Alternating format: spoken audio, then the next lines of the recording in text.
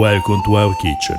Today we prepare an early medieval dish called Afrutum in Greek or spumeum in Latin. We start with ingredients. We need chicken breast, eggs, wine, garum and honey. First we simmer the chicken breast. We cooked it for about 15 minutes, but the cooking time depends on the size. Then we remove it from the water and let it cool down. We will use just a bit of chicken for this recipe, so you can use the part you prefer. With the rest of the meat, we suggest preparing another recipe. For example, blancmange, which calls for shredded simmered chicken. You find the link to the video in the description below. Chicken is one of the most important kinds of meat in the Middle Ages. According to Anthimus, the author of this recipe, it is fundamental to eat very fresh chicken. In summer, chickens need to be eaten the same day in which they are butchered, before the evening. We beat 2 egg whites, adding a pinch of salt. Anthimus was a Byzantine physician, lived in the 6th century, who worked at the court of the Franks.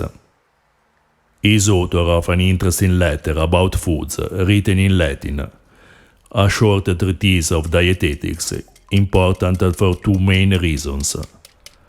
First, it's one of the few Latin sources for early medieval cooking. Second, it shows the connection between Greek and Byzantine medicine and medieval alimentation. Greek influence is essential in medieval dietetics, and many Greek culinary terms survived during the following centuries. Afrutum and spumeum are 2 words with the same meaning, that can be translated as foamy. The author specifies to beat the egg whites well. There are a few variants of this recipe, and it's interesting that Anthimus specifies that in Greece they use mainly fish and seafood to make it, implicitly saying that this dish is used also in other countries, at least among the Franks. There is also a version with pike. Except for this one, however, there are no other recipes survived in Latin sources.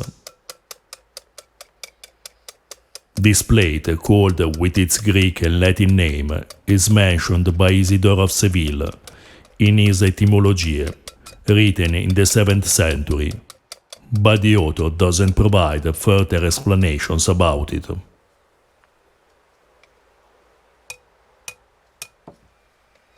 Then we mince the chicken breast. We used about 1/4 of a chicken breast. The author recommends using a good amount of egg whites, whereas he writes nothing about how to use the chicken. But it seems clear that we will need more eggs than chicken. The amount we are preparing is enough for 2 servings. To help you beat the egg whites, we suggest adding a bit of vinegar and a pinch of salt. Besides, it will help also do not beat the egg whites until stiff, but stop just a bit before.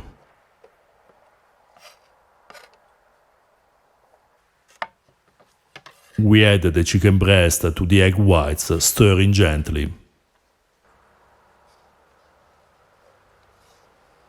The chicken breast must be fully cooked and cooled down, otherwise it will release liquid while the egg whites cook, and this will deflate the afrutum.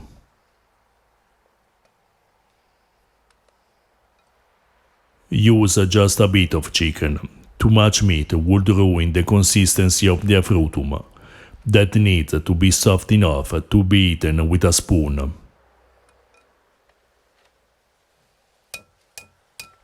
We arrange the mixture in a little cooking vessel on a fig leaf to prevent it from sticking to the plate. In Greek sources, we find fig leaves used frequently to wrap food, usually fish and seafood. In this case, it will moisten well during the steam cooking. In this recipe, there are no cooking fats, so it becomes essential. If you don't have leaves big enough, you can just use parchment paper.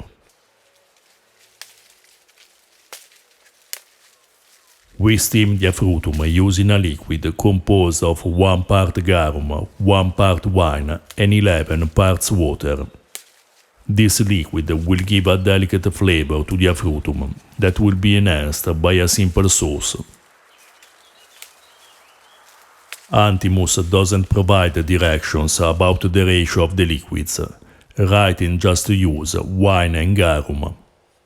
In the cookbook conventionally attributed to Apicius, however, we find a recipe in which he suggests a cooking liquid to steam cook meatballs, providing the ratio we use to cook the Afrutum.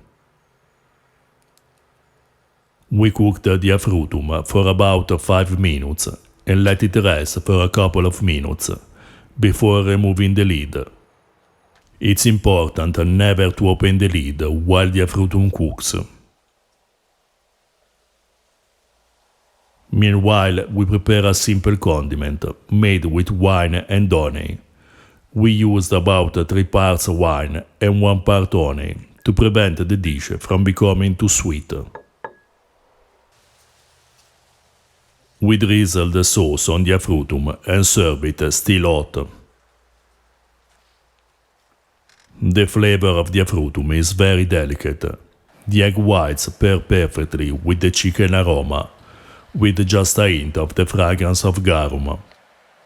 To give it more sapidity, you may add a bit of garum to the egg mixture instead of salt, but without exaggerating with the quantity to prevent it from becoming salty.